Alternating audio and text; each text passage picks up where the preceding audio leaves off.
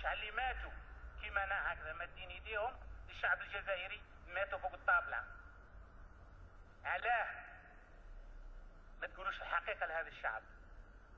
اليوم يلموا بعضهم ويصيحوا ويعيطوا، ما عندهمش اثر. روحوا لتغنيف لقيتوا اسماء حتى موجوده، روحوا البلاد العميقه، روحوا هنا. وفي بعض الجرايد يخرجوا فقط ومن بعد يدخلوا الانترنت. في الكونسير هذاك نتاع الدم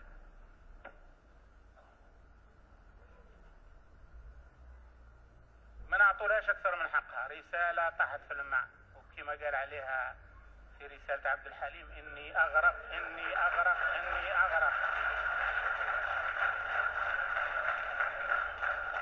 واغلق القوس. فحوى الرساله فعلا اني اغرق، رساله من تحت الماء.